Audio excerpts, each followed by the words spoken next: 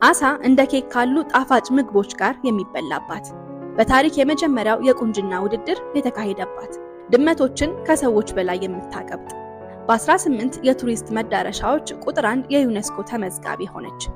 ዛሬ በፊልሞቿና በተከታታይ ድራማዎቿ ዓለምን በፍቅር ስለጣለች የዜጎቿ ውበት ተወዳዳሪ የለውም ተብሎ ስለሚመሰከርላት ጥንታዊት ሀገር ልናወራችሁ ወደድን።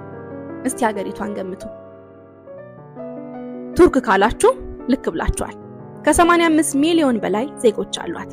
ዜጎቿ ከግማሽ በላይ የሚሆኑት ከ32 ዓመት በታች ያሉ ወጣቶች ናቸው። ይህም ወጣት ዜጎች ከሚገኙባቸው የዓለማችን ሀገሮች አንዱ ያደርጋታል። በአጠቃላይ 81 ከተሞች ወይም ግዛቶች ያሏት ይህች ሀገር እያንዳንዱ ከተማ የራሱ ምልክትና መታወቂያም አለው። አንታሊያ የአርሶ አደሮችና የገበሬዎች ከተማ፣ ኢዝሚር የሥራ ፈጣሪዎችና የቢዝነስ ሰዎች መናኸሪያ፣ ካፖዳሺያ የአርቲስቶች ምርጫ በመሆን ይታወቃሉ። የቱርክ ዜጎች የዘር ሐረጋቸው ከቱርክ ብቻ የሚመዘዝ አይደለም።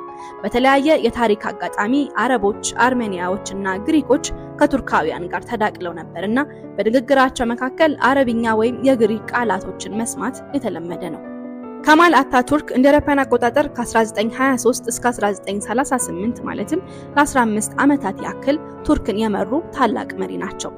የዛሬዋ ታላቋ የቱርክ ሪፐብሊክ እንድትፈጠርና 600 ዓመታት ያስቆጠረው የኦቶማን ኢምፓየር እንዲያበቃ ምክንያት የሆኑ በቱርክ ታሪክ ስማቸው ጎልቶ የተጻፈ መሪ ናቸው።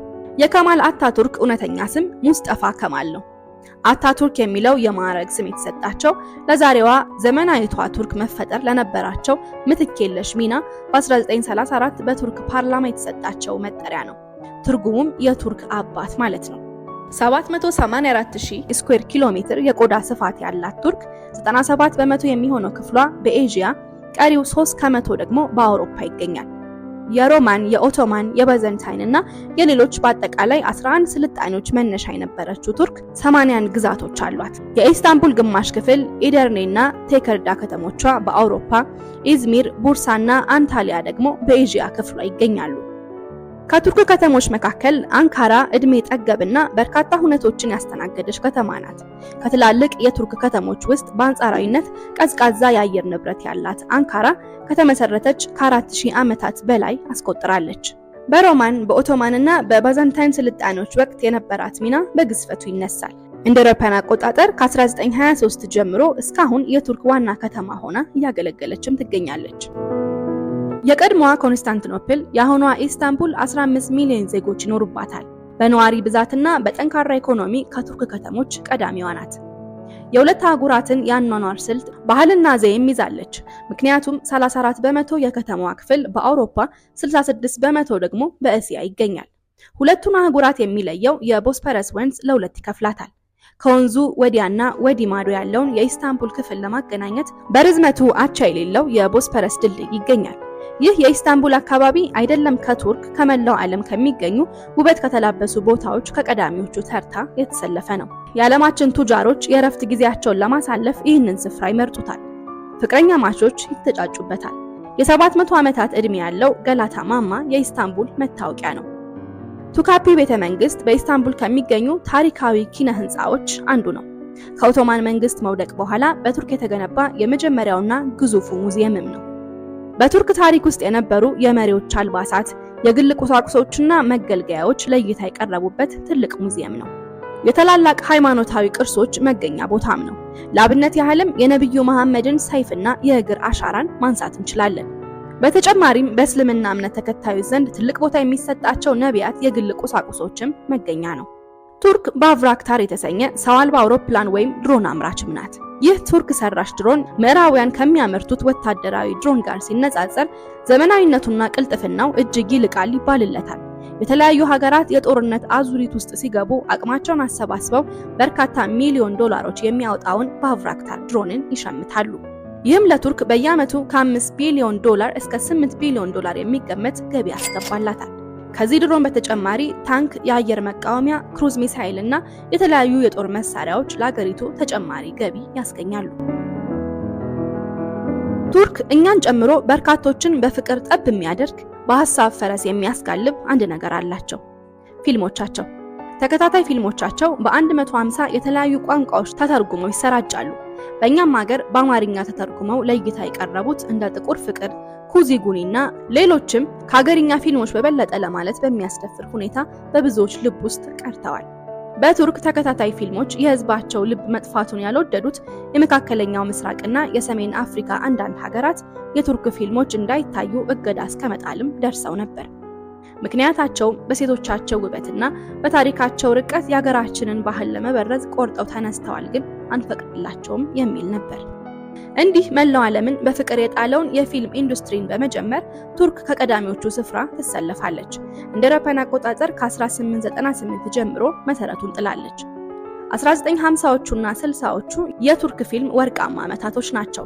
ከዚያ በኋላ የተወሰነ መቀዛቀስ ታይቶበት የነበረው የፊልም ኢንዱስትሪያቸው እንደ አውሮፓውያን አቆጣጠር ከ2000 በኋላ ዳግም አንሰራርቶ አሁን ያለበት ደርሷል። ቱርክ ፊቸር ፊልምና ተከታታይ ድራማዎችን ኤክስፖርት በማድረግ በየዓመቱ በርካታ ቢሊዮን ዶላሮችን ታስገባለች። ለቁጥር የሚያታክቱ ፊልምና ተከታታይ ድራማዎችን ኤክስፖርት በማድረግ ከአሜሪካ በመቀጠል በዓለም ሁለተኛ ደረጃ ላይ ትቀመጣለች። ግዙፉና ባለ ግርማ ሞገሱ አያ ሶፊያ መስጊድ ሌላው የቱርክ መታወቂያ ነው። ወደ ላይ 55 ሜትር ከፍታ ያለው ይህ መስጊድ በወርቅና በወርቅ ቅብ የተንቆጠቆጠ ነው። በአንድ ጊዜ 15000 ሰዎችን ማስተናገድ የሚችለው ታላቁ መስጊድ 7500 ካሬ ላይ ያረፈ ነው። ለአይን ኪነ ህንጻው እጅግ ማራኪና በርካታ ርዕደ መሬቶችን ተቋቁሞ እስካሁን እንዳማረበት የሚገኘው መስጊዱ የተገነባው ከዛሬ 1500 ዓመታት በፊት ነው። እንደየአስፈላጊነቱ ቤተክርስቲያን፣ መስጊድና ሙዚየም ሆኖ ለቱርካውያን ሲያገለግልም ቆይቷል። ከ1500 ዓመታት በፊት በባዛንታይን መንግስት ወቅት ማለትም በ532 ዓመተ ምህረት የዚህ ግዙፍ ህንጻ ግንባታ ተጀመረ። 5 ዓመታትን ከፈጀ ግንባታ በኋላ ሲጠናቀቅ በዓለም ላይ ከሚገኙ እጅግ ውብና ማራኪ ከሆኑ ቤተክርስቲያኖች መካከል አንዱ ሆነ።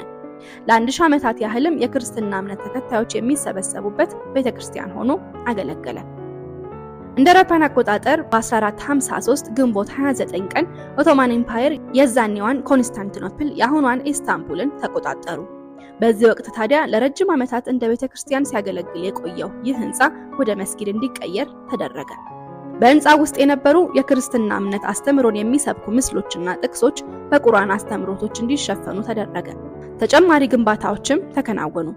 በዚህ መልኩ ሃያ ሶፊያ እንደ መስጊድ ሲያገለግል 482 ዓመታትን አስቆጠረ። እንደ አውሮፓውያን አቆጣጠር በ1935 የዘመናዊ ቱርክ አባት የሚባሉት ሙስጠፋ ከማል አታቱርክ ወደ ስልጣን ሲመጡ ሃያ ሶፊያ ከመስጊድነት ወደ ሙዚየምነት እንዲቀየር አደረጉ። ሙዚየም ሆኖ ለ85 ዓመታት ዘለቀ። እንደ አውሮፓውያን አቆጣጠር በ2020 የአሁኗ የቱርክ ፕሬዝዳንት ረሲፕ ጣይብ ኤርዶጋን ሃያ ሶፊያ ወደ መስጊድነት እንዲመለስ አዘዙ። መሪዎች በተቀያየሩ ቁጥር አገልግሎቱን እንደዛው የሚቀያየረው ሃያ ሶፊያ ቱርክን እንደየሁኔታው የሆነላት የሚያገለግላት ልጇ ሆኖ እስካሁን አለ። ስለ ቱርክ ስናነሳ ላለፉት 2000 ዓመታት ያህል እየተንቦገቦገ ስለዘለቀው ቻይሜራ ስለተሰኘው እሳት ሳናነሳ ማለፍ አንችልም።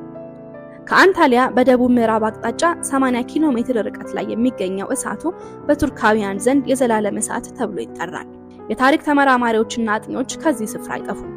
የቱርክ ምድር የያዘችውን ሚቴንና ሌሎች ሃይድሮካርበን ጋዞች በትነት መልክ ስታወጣና ጋዙ ከአየር ጋር ሲገናኝ እሳት እንደፈጠረ የዘርፉ ተመራማሪዎች ያስረዳሉ።